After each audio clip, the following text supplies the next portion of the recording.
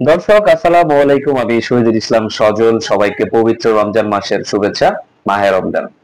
আসলে এখন কথা বলতে চাচ্ছি, আজকে কিন্তু আইসিসি চ্যাম্পিয়ন্স ট্রফিতে নিউজিল্যান্ড বনাম ভারতের মধ্যেকার একটা বিগ কন্টেস্ট আছে ভাই। বিগ কন্টেস্ট এই কারণে বলতে চাইতেছি যে আমি ফার্স্টে একটা ভিডিও করেছিলাম চ্যাম্পিয়ন্স ট্রফি শুরুর ঠিক একটা ম্যাচ পরে বা একটু আগে, যে নিউজিল্যান্ড টিম অনেক ব্যালেন্সড একটা টিম এইবারের চ্যাম্পিয়ন্স ট্রফিতে। আপনি যদি চিন্তা করে থাকেন বোলিং ওয়াইজ, ব্যাটিং ওয়াইজ খুবই ব্যালেন্সড, আর প্রত্যেকেই কিন্তু ভাই ইনফর্ম, টোটালি ইনফর্ম। এখন তাদের মুখোমুখি হতে হচ্ছে ভারতের। নাও কোশ্চেনটা একটা জায়গায় থেকে যায়, যে জিতবে ভাই, যেই জিতবে তাকে কিন্তু আপনার ফেস করতে হবে টিম অস্ট্রেলিয়াকে। এখন ব্যাপার হচ্ছে গিয়ে সেমিফাইনালে অস্ট্রেলিয়াকে ফেস করতে কে চাইবে? নিউজিল্যান্ড চাইবে? ভারত চাইবে? আপনি দেখেছেন দর্শক, আপনাদের কি মনে আছে 2023 সালের ওয়ানডে ওয়ার্ল্ড কাপে কি করছে ট্রাভিস হেড? বেশ একটা ফর্মে ছিল না।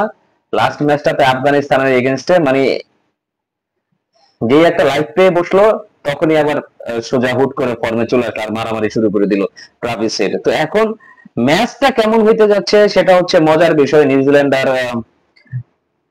ইন্ডিয়ার মধ্যেকার। আমি এটা বিশ্বাস করি যে কেউই হারতে চাইবে না, বিকজ জিতলেই তো তাদেরকে আবার অস্ট্রেলিয়ার সামনে সামনা করতে হবে, ফেস করতে হবে। তো আমার কাছে মনে হয় যে অ্যাজ এন মানে এশিয়ান কান্ট্রি, আমার কাছে মনে হয় ইন্ডিয়ার আজকে জয় লাভ করা উচিত।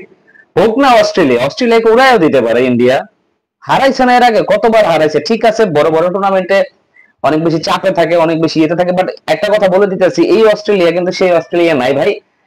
ওই অস্ট্রেলিয়াতে আপনার টিমে বোলার ছিল হচ্ছে প্যাট কামিন্স, ওই অস্ট্রেলিয়াতে ছিল হচ্ছে জশ হ্যাজেলউড, তারপরে ছিল মিচেল স্টার্ক।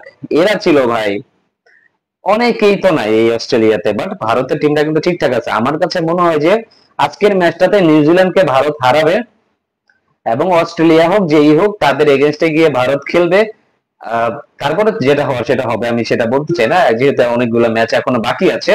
বাট আমরা চাইতেছি যে না, আজকের ম্যাচটা একটা বেশ ভালো একটা কন্টেস্ট হয় নিউজিল্যান্ড বনাম আহ, ইন্ডিয়ার মধ্যেকার।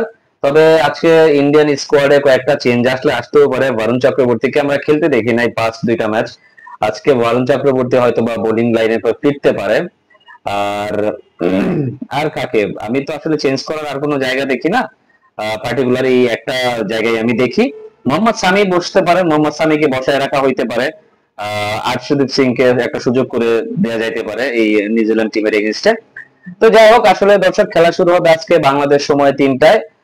কেউ কাউকে ছাড় দিয়ে কথা বলবে না। দেখা যাক কে কতটুকু প্রতিদ্বন্দ্বিতা করতে পারে, কার ভিতরে কতটুকু জোশ কাজ করে। দেখা যাক। তো আপনাদের কি মনে হয় দর্শক, আজকে কি ভারত আহ নিউজিল্যান্ডকে হারাইতে পারবে? সেটা কমেন্টস করে কমেন্ট সেকশনে জানাই দিবেন। সবাই ভালো থাকবেন, সুস্থ থাকবেন।